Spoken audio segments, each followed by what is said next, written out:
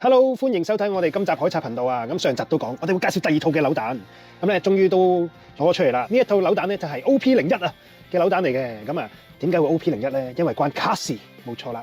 咁咧，呢一套扭蛋就係跟翻 OP01嘅嗰一張卡啦，就係 OP01嘅024嘅嗰一張卡嘅樣咧去做出嚟嘅。咁啊，每一隻咧其實都係一樣，都係同一隻路飛啦，但係佢用咗唔同嘅顏色去出嘅。咁啊，究竟難唔難整咧？我而家就即刻砌俾大家睇下啦。好啦，咁咧拆咗啲件出嚟睇咗啦，咁咧總共係有17件件嘅，咁咧究竟要點樣砌咧？我就通常慣性咧就砌好咗個地台先嘅，跟住咧而家咧我就率先砌咗個地台先啦，跟住呢就係應該係呢個咁啊，咁啊佢呢個咧就係咧我哋咧插嗰張卡嘅，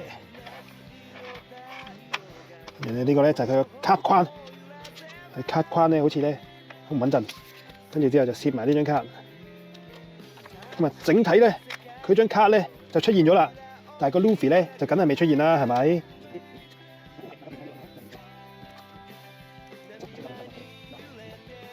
最後拳頭，咁啊拳頭咧就比較易入啲啦。你入好咗個手位之後，跟住就到佢個頭啦。OK， 然後跟住嘿，咁咧終於湊咗第一隻啦。咁佢咧係跟翻卡嘅造型啦，係啦 OP01嘅024啊，個造型走出嚟嘅。咁咧另外啦，咁啊其實仲有兩隻嘅，咁啊而家快啲俾大家睇下先。好啦，咁咧仲要咧，而家咧就砌埋嗰兩隻啦。咁啊根據咧一貫嘅作風啦，佢所謂嘅特別版就係一個透明嘅 Luffy 版啦，同埋一個電鍍嘅 Luffy 版嘅。咁啊總共咧就3款啦。咁啊其實佢出多兩個唔同造型，咪會好啲。同一個帽咧分唔同顏色出咧係慳皮好多嘅。咁啊呢個咧亦都係一貫嘅慣例啦。咁啊但係呢個造型咧其實真係做得幾靚嘅。咁但係我成日都係嗰句啦。一隻扭蛋成17個配件，就真係有啲誇張啦，同埋咧都比較難砌啊！